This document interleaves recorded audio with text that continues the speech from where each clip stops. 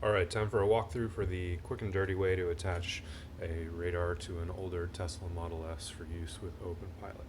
I'm going to use basically some cheap wiring harness from AliExpress that I'll give the details on how to buy, and a 3D printed mount that I'll link to. You can print your own if you know someone with a 3D printer, or you can order one.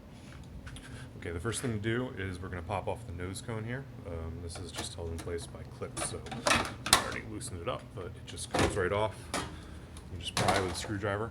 Here's the radar end of the harness. I've already installed it. I run the wire up into the frunk area. You can see it in there, and just around the lip. And the idea is I'm going to try to get it up to a fuse box that's up in this area here, and that's where I'm going to get power. And that's convenient because the fuse box has a specific fuse for the electronic power assist, the EPAS unit, and since I can tap the power in there, it'll power up the radar at the same time the power steering comes online, and that just ensures the right boot order. So and this just comes off.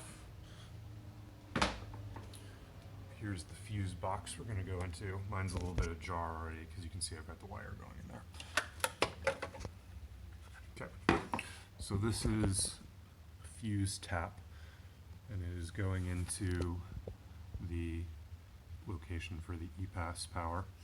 It has the original fuse for the EPAS down below, and then a new fuse up above for the radar.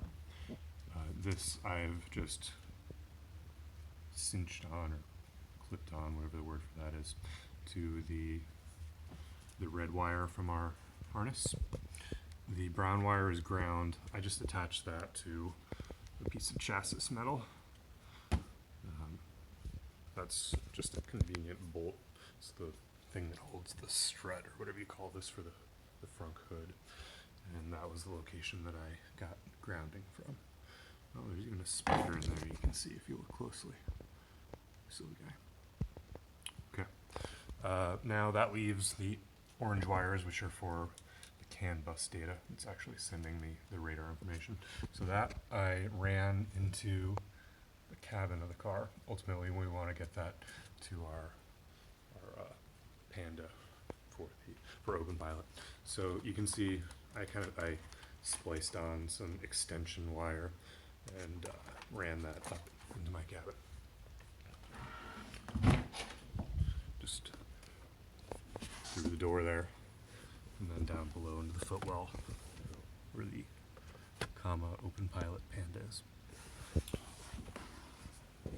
Alright, so that's basically it for the wiring. Pretty simple. I'll show the 3D printed mount that I've designed. Okay, there's the radar unit. This is the 3D printed mount. It's got a little peg on the back. It's got this cradle where the radar is going to go. And to show where it attaches, there's this socket here inside the nose cone. I don't know what that socket's for, but we're going to clip into that. I've designed the mount to just fit right in that hole and clip in place. The only other preparation I've done, there's this wire conduit that goes across.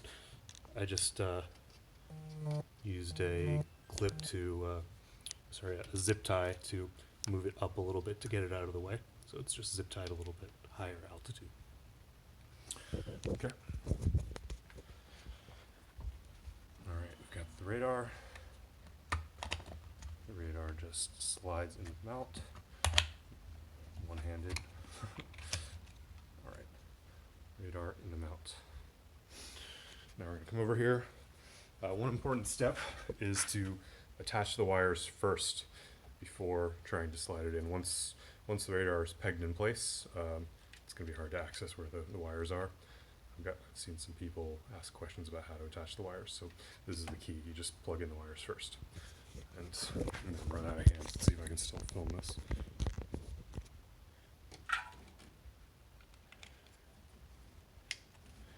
Okay, radar's plugged in. I'm going to slide it in.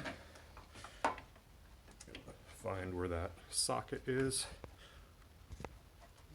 Wiggle it back and forth a few times. It goes into the socket. And I'm just going to kind of make sure it's aligned pretty straight. It won't necessarily be aligned with this bar here. There's an angle to it, so just kind of want to make sure that it's aligned with the vertical, or perpendicular to the vertical, if that makes sense, even if that means it's a little bit unaligned here. I've gotten questions if it's okay to mount it at 90 degrees. That won't work with this particular mount. This particular mount has a 1.3 degree angle in it to get it straight in line with the direction of movement. Because again, this piece of metal that is mounted to has an ever so slight angle in it, and I had to correct for that. You could take this 3D model and you could redesign it, and you could alter the angles in it if you want to. But this is the way it's meant to be used. And so that's it. Your radar is now installed and wired up.